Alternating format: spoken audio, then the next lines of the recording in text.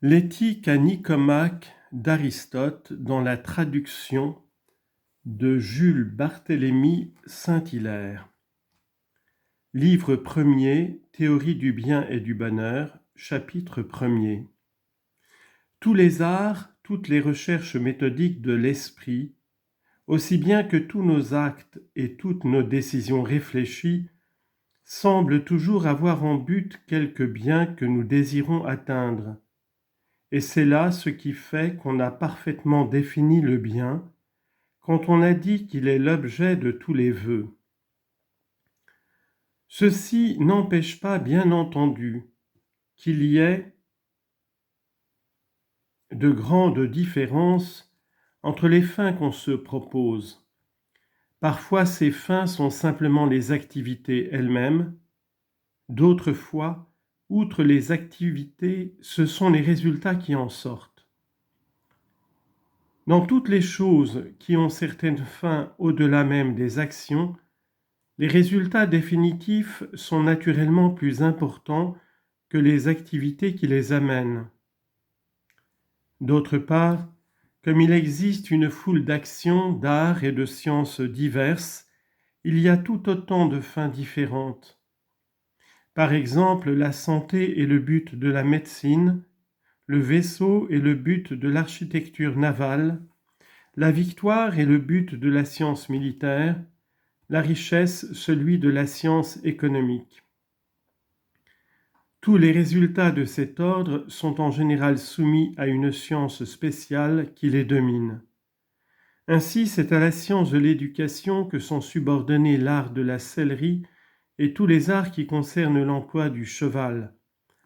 De même que ces arts ont à leur tour, et tous les autres actes militaires sont soumis à la science générale de la guerre.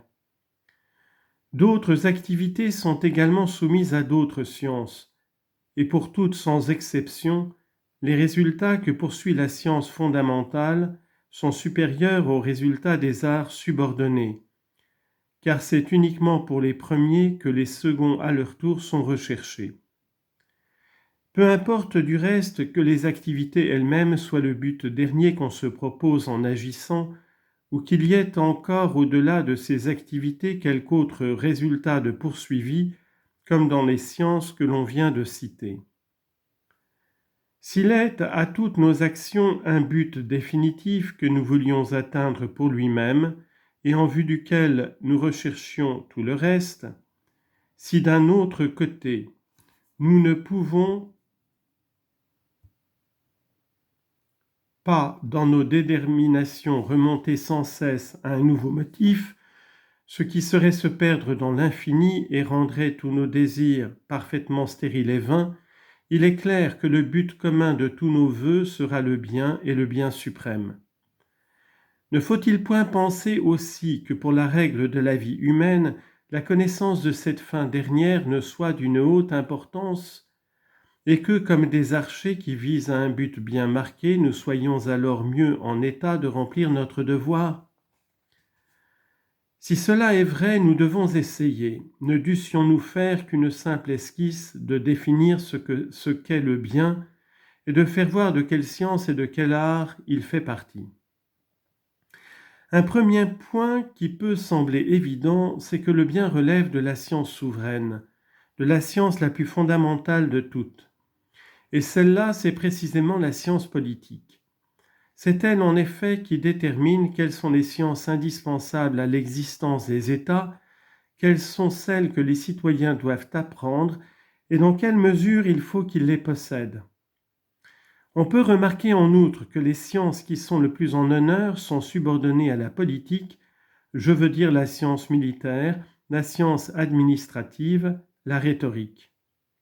Comme c'est elle qui emploie toutes les autres sciences pratiques et qui prescrit en outre au nom de la loi ce qu'il faut faire et ce dont il faut s'abstenir, on pourrait dire que son but embrasse les buts divers de toutes les autres sciences et par conséquent, le but de la politique serait le vrai bien, le bien suprême de l'homme.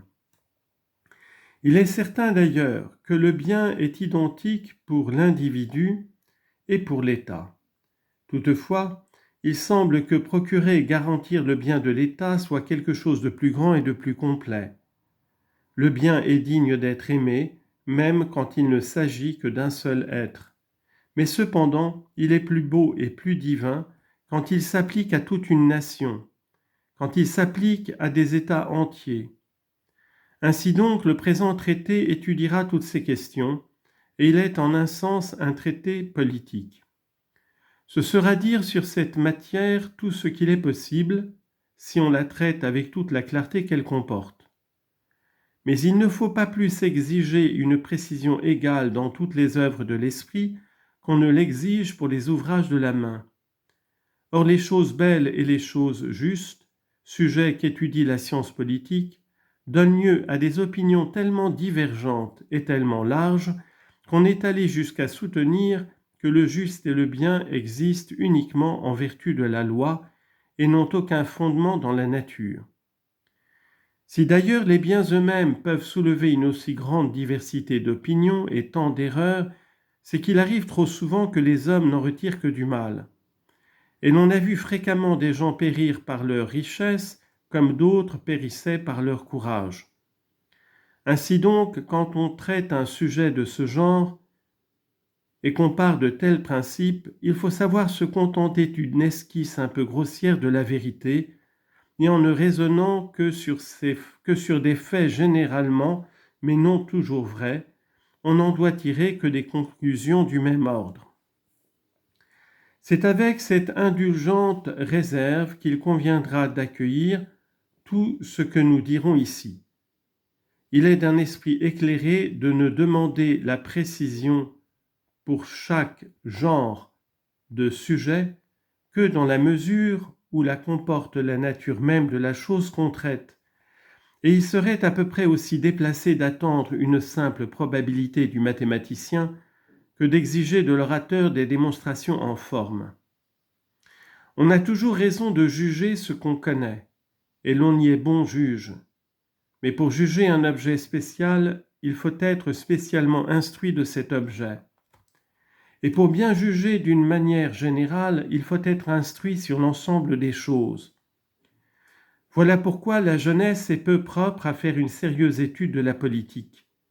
Elle n'a pas d'expérience des choses de la vie, et c'est précisément de ces choses que la politique s'occupe et qu'elle tire ses théories. Il faut ajouter que la jeunesse qui n'écoute que ses passions entendrait de telles leçons bien vainement et sans aucun profit, puisque le but que poursuit la science politique n'est pas la simple connaissance des choses, et que ce but est pratique avant tout. Quand je dis jeunesse, je veux dire tout aussi bien la jeunesse de l'esprit que la jeunesse de l'âge. Il n'y a point sous ce rapport de différence, car le défaut que je signale ne tient pas au temps qu'on a vécu. Il tient uniquement à ce qu'on vit sous l'empire de la passion et à ce qu'on ne se laisse jamais guider que par elle dans la poursuite de ses désirs. Pour les esprits de ce genre, la connaissance des choses est tout à fait inféconde, absolument, comme elle l'est pour les gens qui perdent la maîtrise d'eux-mêmes. Au contraire, ceux qui règlent leurs désirs et leurs actes par la seule raison peuvent profiter beaucoup à l'étude de la politique. Mais bornons-nous à ces idées préliminaires sur le caractère de ceux qui veulent cultiver cette science, sur la manière d'en recevoir les leçons et sur l'objet que nous nous proposons ici.